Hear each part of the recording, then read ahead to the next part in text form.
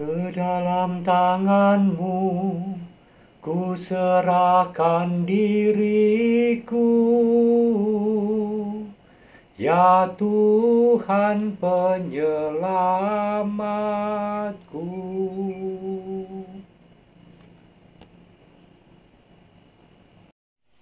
Halo saudari-saudara yang dikasihi oleh Tuhan, terus kita rayakan anugerah kehidupan ya. Ini adalah lorong pastoran, bagus kan? Dan sebelah sana itu gereja kami. Tuh, ini lorong pastoran. Pastorannya besar di Wonogiri karena jauh dari kota besar, sehingga kalau hari-hari raya kita mengundang romo-romo atau frater untuk membantu pelayanan pastoral di wilayah-wilayah, sehingga perlu menyediakan pastoran yang besar dan kamar-kamar. Ada 6 kamar di sini yang siap ditempati. Dan hari ini 3 minggu terakhir ditempati oleh para frater CSSR. Nah, pasti Anda ingin tahu lebih banyak tentang panggilan hidup mereka. Mengapa sih mereka ingin jadi seorang imam di dunia modern yang serba permisif dan ada banyak iming-iming itu? Kita tanya satu-satu yuk, supaya aku juga bisa menggali pengalaman mereka untuk meneguhkan imamatku. Hei Yosi, sini Yosi. Yes. Di antara pemuda yang takut untuk dipanggil menjadi seorang imam oleh Tuhan, pengalamanmu seperti apa sih pengamalan panggilan? Karena kamu nyatanya sekarang menjadi calon imam. Coba ceritakan sedikit. Baik, terima kasih Romo.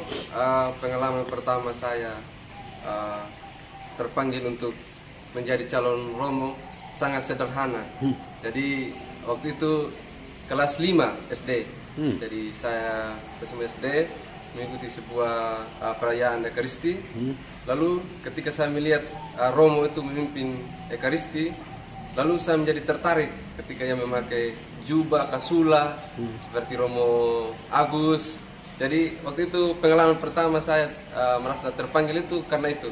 Saya merasa tertarik dengan pakaiannya Romo itu, pakai jubah kasula. Jadi merasa seperti apa namanya? Ketika berdiri di depan itu apa ya?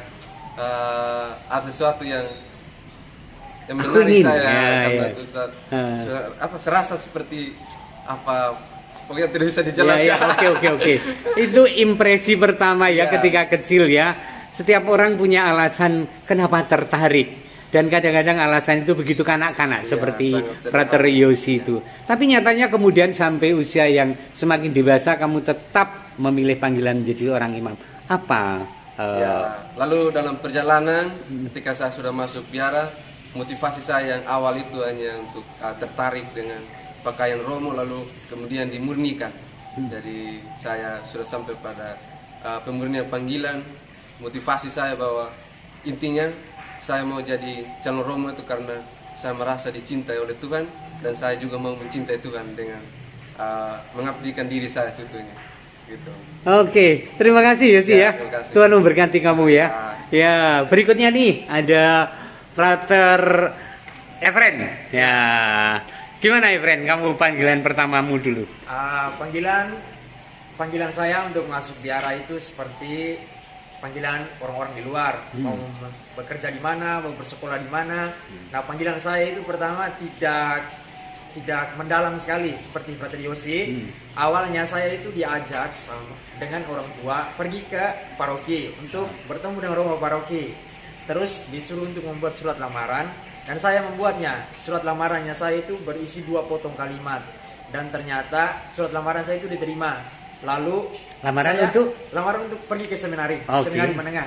Ya, lalu tiba di seminari, saya mengalami pendidikan selama 4 tahun. Dan selama 4 tahun itu ya diri saya itu dibentuk, selain menjadi orang yang matang secara jasmani, juga dididik sebagai orang yang matang secara rohani.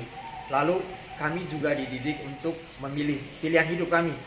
Lalu saya memilih untuk menjadi seorang redemptoris. Nah, pilihan menjadi seorang redemptoris itu tentu bukan pilihan yang pertama, karena sebelum memilih redemptoris saya juga memilih sebagai seorang diosesan dan juga sebagai seorang SWD.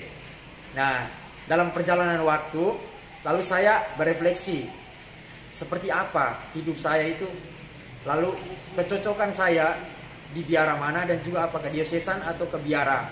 ternyata saya memutuskan untuk masuk ke biara karena cara hidup saya melihat bahwa saya itu lebih cocok untuk masuk biara, dan juga sebagai seorang redemptoris yang punya jiwa persaudaraan, jiwa kekeluargaan, dan juga membagikan sukacita kepada umat yang ada di antara saya.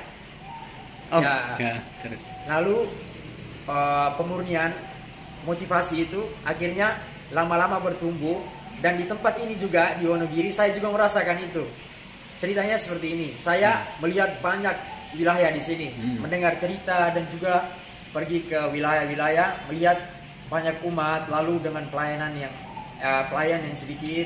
Bisa di sini kan hanya dua pastor gitu. Lalu saya melihat umat-umat yang berada di pelosok-pelosok seperti itu sepertinya merindukan untuk merayakan perayaan Ekaristi. Mereka juga merindukan sosok seorang gembala, merindukan sosok yang membawa kehadiran Tuhan. Makanya saya juga menjadi semakin terpanggil ketika berada di sini, mau melayani umat yang berada di pelosok yang kurang diperhatikan, seperti itu. Oke, Ya, terima kasih ya, friend ya. Jos. Sekarang saya akan menemui ini yang duduk-duduk di sini. Iya dong, Stenis ya. Halo Stenis. Cerita dong sedikit pengalaman panggilanmu dari awal. Pengalaman panggilan saya menjadi seorang calon imam itu berawal ketika masuk seminari, Romo. Oh, masuk seminari dulu. Masuk seminari juga dimotivasi oleh mama, bukan keinginan sendiri. Didukung oleh mama, sehingga waktu di seminari kemudian melihat para romo, kehidupan para romo, para frater, saya melihat bahwa itu cocok juga untuk diri saya, di mana para romo itu yang menarik itu senangnya pergi kemana-mana begitu, dikenal banyak umat, bisa kemana-mana. Itu yang memotivasi saya. Salah satunya itu bisa ke luar negeri. Itu yang memotivasi saya agar tetap membaharui panggilan saya untuk menjadi seorang calon imam. Dan hingga saat ini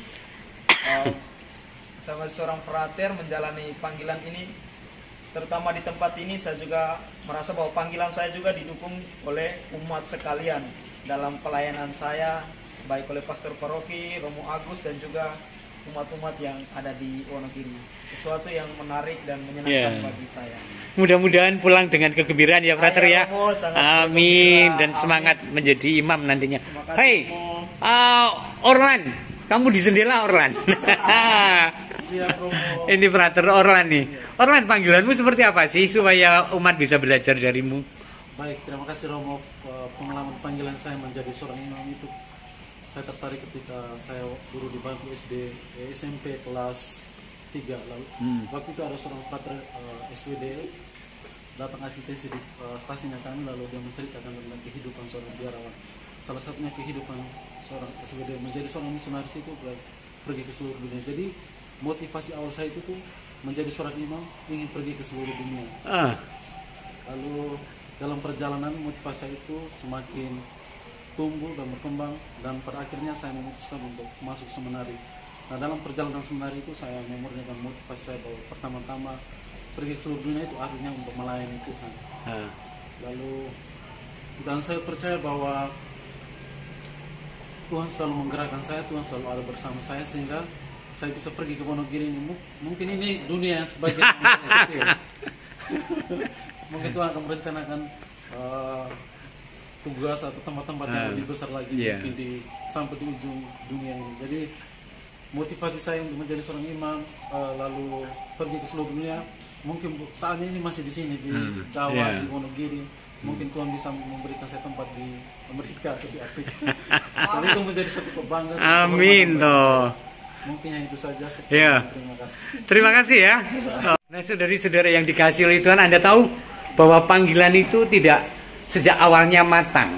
Saya dulu merasa ingin menjadi imam karena Romo itu selalu naik motor, dan kalau saya latihan misdinar selalu membawa makanan untuk para anak-anak misdinar. Maka saya ingin jadi Romo. Dan kita saksikan kesaksian mereka, alasan-alasan kecil dan seolah-olah spontan, tetapi kemudian dalam perjalanan berani menjawab dan kemudian dimatangkan oleh Tuhan. Mudah-mudahan saudara-saudara kita ini nanti menjadi imam yang baik. Amin. Tuhan memberkati Anda dan keluarga.